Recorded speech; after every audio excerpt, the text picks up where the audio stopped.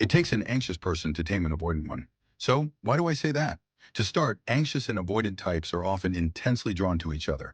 From the perspective of their attachment styles, their behavioral patterns and personalities are almost perfectly complementary. The anxious type is bursting with energy, while the avoidant is independent and stable. Each sees in the other a missing piece of themselves. They hit it off immediately, a seemingly perfect match. But while their outward styles differ, at their core, they both carry a deep-seated feeling of being unloved. As the relationship progresses, it devolves into two giant babies fighting. In the anxious-avoidant dynamic, the anxious partner is usually the one driving the emotional output, while the avoidant seems gentle and compliant. The avoidance appeal lies in their strong boundaries and non-confrontational demeanor. The anxious partner, on the other hand, is attractive for their lively, open nature. When they meet, it's like looking in a mirror and seeing their own vulnerabilities. To be blunt, they're both in love with a fantasy, an idealized version of the other. They aren't in love with the real person, but are seeing them through a filter. Avoidants are far more calculating than anxious types. They have a keen sense for danger. When an avoidant senses the anxious partner's deep need for reassurance, a demand they feel they can't meet, their defense mechanisms instantly activate. They sever all emotional connection and become incapable of empathy. Why? Because protecting themselves becomes more important than considering their partner's feelings. In their mind, you are not the perfect partner, and the relationship has no future.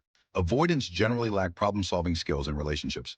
For them, dating is primarily an act of self-preservation, but the anxious partner's filter remains firmly in place. They are still stuck in the beautiful fantasy from the relationship's early days, dreaming of spending their life with the avoidant. They tell themselves, they're so wonderful, just misunderstood. If we just communicate better, we can fix this.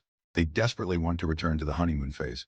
So they keep pushing, seeking answers, all while suffering, blaming themselves, overthinking constantly, and crying their eyes out. The anxious partner projects their ideals of love onto the avoidant, willing to invest endlessly in exchange for affection. But the avoidant, incapable of truly trusting others, sees this affection as a transaction. They interpret the anxious partner's love as a form of demand and calculation, and thus cannot accept it, especially when it comes with a side of insecurity and fear of loss. So you have two insecure attachment styles together. When the avoidant feels unsafe, they shut down and withdraw. When the anxious feels unsafe, their mind races and they demand answers. This ignites the classic pursuer-distancer dynamic.